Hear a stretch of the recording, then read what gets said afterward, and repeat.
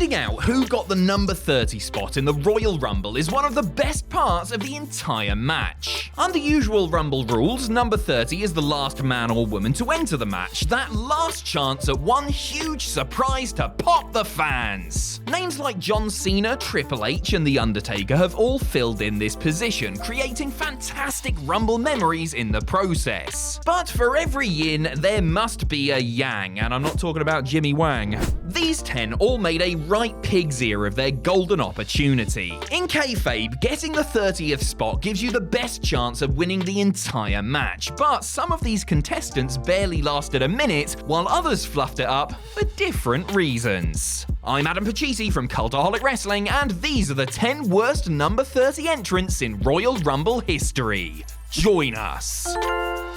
Number 10, Booker T in 2002. It pains me to put Booker T's debut Rumble performance on this list because it was so bloody funny. The former WCW champion got the golden ticket to enter the 2002 Rumble last and immediately capitalized by chucking a prone RVD out of the ring. He decided to celebrate in the most Booker T way possible. No, not by saying something dumb on his podcast, by doing a spinneroonie. As soon as Booker rose to his feet, he walked straight into a Stone Cold Stunner. This catapulted the future double Hall of Famer up and over the top rope and out of the running to win the match. From a comedic perspective, this sequence was perfect. The bump Booker takes backwards over the top rope is exquisite, tumbling to the outside with all the grace of a gazelle. Unfortunately, in the world of kayfabe, Booker did terribly. He was only in the match for 33 seconds and could have gone much further had it not been for his own stupidity. For that reason, he has to go on the list, but let me tell you, we do not dig that sucker. Number 9, Vader in 1998. Vader's WWE run is rightly remembered as a major missed opportunity, but if you want to see just how badly WWE bungled the Mastodon, you simply need to contrast his performances in the 1996 and 1998 Rumbles. In 96, the super heavyweight made a hell of a first impression in his in-ring WWE debut, entering the bout at number 13 and looking mightily impressive as he dispatched Jake Roberts, Doug Gilbert, a member of the Squat team, and Savio Vega before being tipped out by Shawn Michaels. He didn't take it well, snapped, and delivered more beatings before being escorted away. In short, he looked like a killer.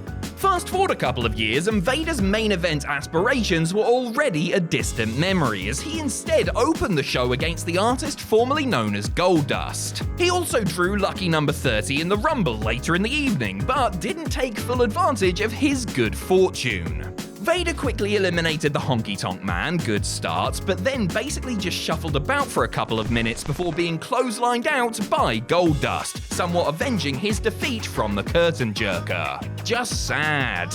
Number 8, Tugboat in 1991. Before he was Typhoon of the Natural Disasters, Fred Ottman played Tugboat, a goofball babyface endorsed by none other than Hulk Hogan. The Hulkster probably only did this because he knew that a bloke who dressed like Popeye and made horn noises during matches posed absolutely zero threat to his own spots. Tugboat's first Rumble appearance came right at the end of the 1991 match. After plodding about for 2.5 minutes, Tuggers attempted to eliminate his old pal Hogan, but failed to get the job done. Hulk then returned the favor, dumping the large lad over the top rope to send him home. If you weren't paying attention, you could have easily missed most of what Tugboat did during this match. He didn't eliminate anyone, he barely interacted with the other wrestlers on camera, and he was ejected by a man who was supposed to be his friend! This was far from an auspicious Rumble debut, and a total waste of the coveted final spot in the match. Really embarrassing for Ottman, actually, when you think about it. Probably the most embarrassing moment of his... Oh, wait, no. Number 7, Adam Bomb in 1994. It was a tough choice deciding which of Tugboat and Adam Bomb would appear higher up on this list. On one hand, Mr. Bomb spent almost twice as long as Mr. Boat did in the ring. Then again, on the other hand, he achieved exactly the same thing, which is nothing. For those who don't know, Adam Bomb's gimmick was that he was a survivor of the 3 Mile Island nuclear disaster. Get it? Adam Bomb? Atom Bomb? It's very clever. Unfortunately, the radiation from the blast did not grant him the power of being interesting in a Royal Rumble match. He sauntered around the ring for almost 5 minutes during the 1994 event before getting the old heave-ho courtesy of co-winner Lex Luger. Honestly, there's very little to say about Bomb's time in the 1994 Rumble. He walks around, punches some people, and then flies over the top rope when Luger ducks a clothesline, and that's it. That's all he did. For bringing absolutely nothing to this match, despite having ample time to do so, Adam Bomb earns the dubious honor of being named a worse Rumble competitor than the future Shockmaster. Number 6, Duke the Dumpster Droese in 1996. One of the great grievances fans have with the Royal Rumble is the inconsistency of how its participants are selected. Some years, people can just announce themselves for the match willy-nilly. Others involve qualifying matches where performers have to duke it out in order to earn their spot. A prime example of a Rumble qualifier came on the pre-show for the 1996 event. Hunter Hearst Helmsley took on Duke the Dumpster Droese in a match where the winner would get given the number 30 spot and the loser the number 1 spot. These two squared off in an example of the classic rivalry between Rich Man and Garbage Man. I believe that comes from Othello originally. Droese won after Helmsley got caught using brass knuckles. Ironically, this actually served the Blue Blood far better than if he'd actually won the match. Helmsley became the Iron Man on this night, lasting a whopping 48 minutes and 4 seconds. This shone a huge spotlight on him and helped him prove himself as a future star. As for the Dumpster, well, he lasted just over a minute and eliminated nobody. Should have just let Trips win. Number 5, the Warlord in 1992. The Warlord and the Royal Rumble will forever be linked by his appearance in the 1989 match. Warlord, of course, turned up, posed on the apron before getting into the ring, and was then immediately clotheslined out by Hulk Hogan. It was the shortest time spent in the Rumble match, a record that stood for 20 years until Santino Marella wasn't ready.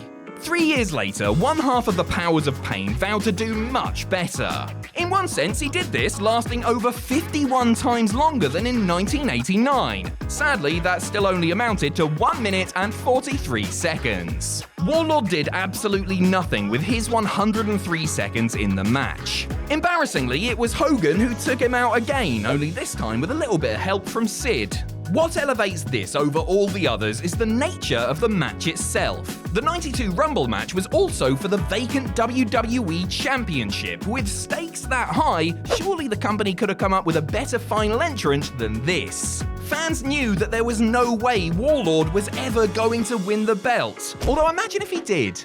Number 4, Brock Lesnar in 2022. The Beast Incarnate has the distinction of being the only person to be on this list for the year they won the Rumble. Lesnar's second victory in the match type came at the 2022 event when he entered last and eliminated 5 people in just over 2.5 minutes. This might sound like a good thing, but trust me, it wasn't. The 2022 Men's Rumble was pretty pitiful to begin with. It was stacked with mid-carders, offered very little in the way of excitement, and the 2 big surprises were Shane McMahon and Bad Bunny.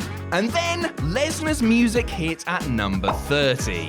This was supposed to be another surprise, but everyone with 2 brain cells had already worked out that he was going to be in and probably win the match after his WWE title loss to Bobby Lashley earlier in the night. Brock completely killed what was left of the intrigue in the Rumble, tossing fools out of the ring left, right and center with absolutely zero time to take all of it in. Even his epic final 2 stare down with Drew McIntyre was rushed, leaving the crowd feeling deflated rather than elated when he won.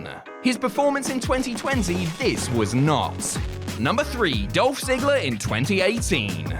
Any sane person has absolutely zero reason to remember the Clash of Champions pay-per-view from 2017, but if you can, firstly, please seek help, and secondly, you won't need me to explain what happened with Dolph Ziggler on that show. Ziggler shockingly won the United States Championship in the opener. Then, just a few days later on SmackDown, he vacated it for reasons. It's not quite clear. The show-off disappeared for about a month as literally tens of fans wondered where he was. Those tens of fans popped their backsides off when Ziggler returned as the final entrant in the 2018 Royal Rumble, while the rest of us just looked a bit confused. No explanation was given as to where Dolph had been or why he was back. He just was, and we all had to deal with it, okay? Ziggler scored 1 elimination and was then dispatched by Finn Balor after a mere 2 minutes in the ring. And that's it. That's your big comeback a month after mysteriously disappearing. This is what you sacrificed being the United States champion for? I thought you were here to show the world, Dolph. Not here to show everyone how rubbish you are, you clown, you absolute clown, you fool, you buddy. Number 2, Roman Reigns in 2017. Some say if you listen closely on a still summer's night, you can still hear the sounds of the Alamo Dome crowd booing Roman Reigns entering into the 2017 Royal Rumble match. Fans thought they had seen the last of the big dog when he had lost to Kevin Owens in a no DQ Universal Championship match earlier in the night. This was very much deep into the We Hate Roman era of WWE, so fans had more than their fill of Reigns already. As anticipation built around who number 30 would be, the buzzer sounded and Reigns' music hit. Only this was actually a new version of the song made in collaboration with an artist called Chorus of Boos. The fans dumped on this match. The only thing any of them were acknowledging at this point was how much of an anticlimax this reveal was. The nightmare was almost even worse when Reigns got to the final 2, but this was actually a clever tactic by WWE to get us to cheer eventual winner Randy Orton instead. Clever in an extremely revealing of your company's most fundamental flaws kind of way. Number 1, Rey Mysterio in 2014.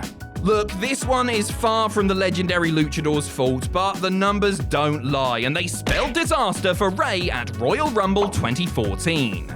Fans really wanted Daniel Bryan to win the 2014 Royal Rumble. He had been repeatedly screwed out of the WWE title by the Authority, so it made perfect sense for him to win the big match and challenge Randy Orton at WrestleMania. The number 30 spot came around and Bryan still wasn't in, so fans hung all their hopes on him being the next man to enter.